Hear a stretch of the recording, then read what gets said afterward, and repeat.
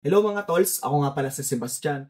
And sa video na to, pag-uusapan natin yung future ng IT sa Pinas. Speculation lang tong gagawin natin and magbe-base lang tayo sa mga recent IT developments na nangyayari sa bansa. Pero bago ang lahat, bakit ko naisipan gumawa ng video na ganito? Actually guys, nagsimula to sa podcast na napakinggan ko. Isa sa mga podcast na madalas kong pinapakinggan is itong Fact First ni Christian Esguerra. And may episode siya na pumukaw sa atensyon ko, yung 20% tariffs ni Trump sa Pinas. Sa mga hindi nakakakilala kay Christian Esguerra, isa siyang political journalist and dating news anchor ng mga mainstream medias, pero ngayon nag-resign na siya sa mga networks na yun and nagtayo siya ng sariling brand as podcaster. And sa episode ng podcast na napakinggan ko, may in-interview siyang economist na si Professor Emmanuel Leyco at pinag-usapan nila yung 20% tariffs na pinatong ni Trump sa bansa natin. Sa mga hindi nakakaalam ng tariffs, ang tariffs or ang taripa sa Tagalog, ito yung tax na pinapatong ng mga bansa sa mga imported goods na binebenta sa kanila. At dito sa podcast na to, nag-focus yung discussion nila sa tariffs na pinatong ni Trump sa mga trading partners nila kagaya ng China,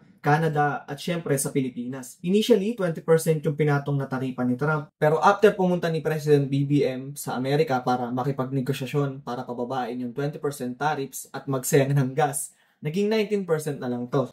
So basically, magkakaroon ng 19% tariffs yung mga top exported goods natin, katulad ng electronics, semiconductors, gold, machines, at syempre saging. Kaya nagsuggest si Professor Leyco ng mga solutions para hindi tayo mapilay sa 19% tariffs ni Trump. Yung unang solution ni Prof. Leyco is maganap tayo ng mga bagong trading partners kagaya ng Europe at doon tayo mag-focus ng export kasi hindi ganun kalaki yung taripa natin sa kanila. At yung pangalawang solution ni Prof. At yung dahilan kung bakit ginawa ko tong video na to, I think yung IT, yung software development, yung applications development, dito ang barrier to entry or ang development ng IT, hindi ganun kalaki, ganun kataas, katulad ng kung papasok tayo sa manufacturing. No, hindi tayo ganun.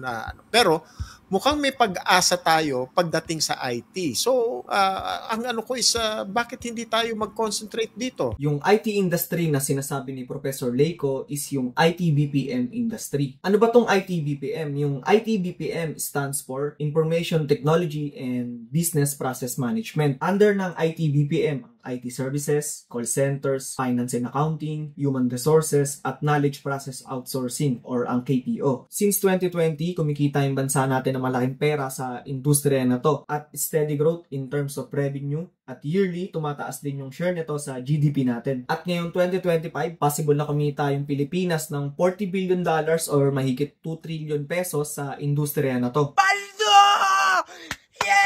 Malaki yung kinikita ng bansa natin dito and syempre dapat lang na mag-invest yung gobyerno natin sa mga future IT talents, hindi yung puro kubra lang. And para sa akin, may dalawa akong way na nakikita para makapag-invest yung gobyerno natin sa future ng IT. Una, syempre dapat mag-adapt yung gobyerno natin sa modern technology and yung pangalawa, grassroots technology programs. Pag-uusapan natin tong dalawang to pero unahin muna natin yung adoption ng gobyerno sa modern technology. Good news guys, aggressive yung current administration natin pagdating sa modern technology adoption. For example, si President BBM, ni-utilize niya yung internet, especially yung social media kagaya ng Facebook, YouTube para makakonect sa Pilipino. Ang ginagawa niya, nag-upload siya ng vlog, gumagawa siya ng podcast, lagi siya nagpo-post sa Facebook for engagements. Alam niya na karamihan sa mga Pilipino ay laging nasa internet. Pero syempre guys, wala tayong mapapala sa mga ganun. In terms ng may mapapala tayo bilang mamamayang Pilipino, yung gobyerno natin, nag-release sila ng eGov.ph Super App noong June 2,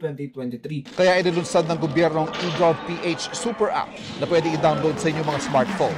Imbes na pumila, dito na lang daw pwedeng kumuha ng government clearance, certification, permit at ibang dokumento. Lisensya o permit ba? Nasa parehong app ang LTO at DTI. Magloloan o magbabayad ba? Di na rin pipila dahil nasa app ng Land Bank, GSIS at SSS.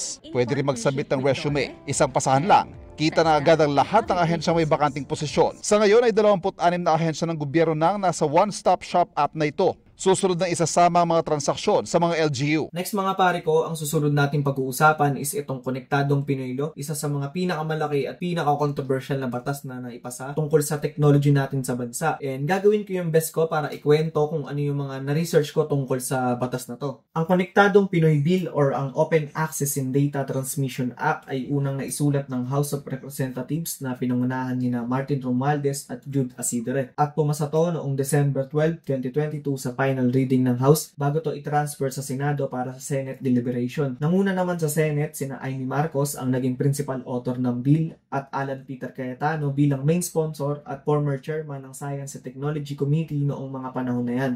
At netong last month, August 24, nilagdaan ni President BBM ang Open Access and Data Transmission Act para tuluyan na tumanging batas. Layunin ng Konektadong Pinoy Law na mapadali ang proseso ng mga gusto maging internet provider sa loob ng bansa dahil kapag mas maraming player sa market, maraming magkukumpete at yung mga consumers na katulad natin ang panalo. Resulta ng competition na mas mababang presyo at mas mabilis na internet connection. Bago ang Konektadong Pinoy Law, kailangan mo ng legislative franchise para makapagpatayo ka ng kumpanya kung gusto mo kalabanin ang duopoly ng internet sa bansa, ang PLDT at Globe. Maganda tong batas na to lalo na sa mga remote areas na wala pa rin internet connection kasi possible na may mga pupuntang internet provider doon and sila yung gagawing market. At syempre, as usual, may mga hindi sang-ayon sa batas na to. Una, si PLDT. Search nyo na lang kung bakit. Pero may mga valid criticism naman talaga, katulad ng mga cybersecurity concerns. Malay nyo, may mga masasamang internet providers na pumasok sa bansa natin tapos gagawin nilang monitoring or honeypot yung mga internet services na ibebenta nila sa atin. Pag nangyari yun, pwede nila ilag yung internet activity natin online. Diba? Parang Edward Snowden type shit. Nakakatakot yun. Actually guys, hindi naman talaga imposible mangyari yung mga ganung bagay. And sa batas na yan, naglagay sila ng mga cybersecurity measure para maiwasan yun na i-implement ng DICT. At meron pa guys, isa sa pinakamalaking tech movement ng gobyerno natin na hindi masyadong nabibigyan ng pansin is itong AI-ready data center ng Vitro Philippines na nilaunch mismo ni President BBM at PLDT Chairman NBP. Nitong April 23 sa Santa Rosa, Laguna.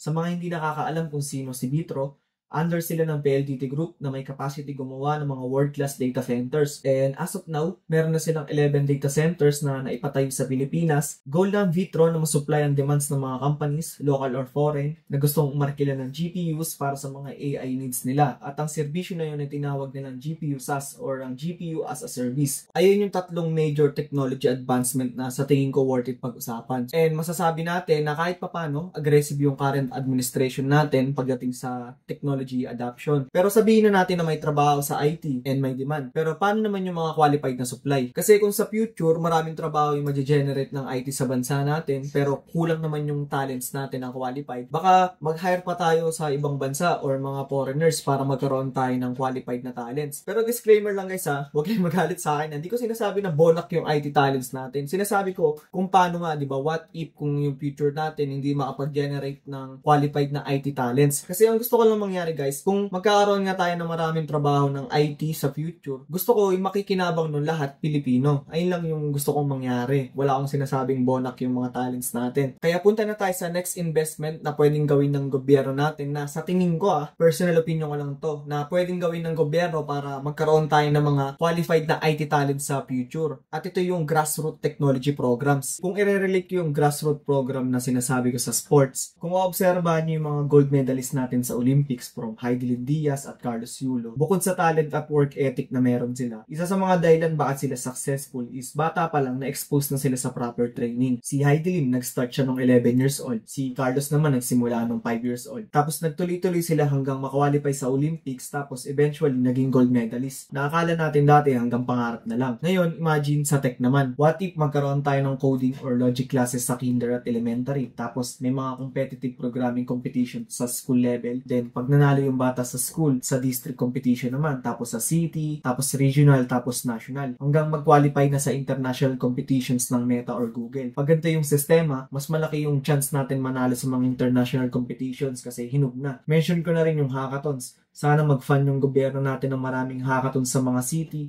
from Luzon, Visayas, and Mindanao. Tapos, per age yung category. Then, andun yung mga companies para mag-scout ng talents na pwede nila sponsoran. Maganda, bata pa lang meron na agad ng proper exposure. And sana ibalik na yung mga palabas katulad ng Sineskwela at Matanglawin. Pero heavy sa technology para maging mainstream yung computer culture sa bansa at maraming bata yung mapamahal sa tech. Hindi na mga bata yung makikinabang sa mga palabas na ganito, pati yung mga matatanda din. Lalo na kung matututo sila ng computer literacy na lahat naman ng tao, lahat ng Pilipino pwede makinabang doon. And habol ko na rin, meron ako nakitang Facebook post ng Department of Transportation. Nagbigay ng suporta ang Department of Transportation kay Joshua Bumanlag, ang developer ng Rush PH. Goal nila i-maximize yung potential ng app para makatulong sa mga train commuters natin dito sa Metro Manila.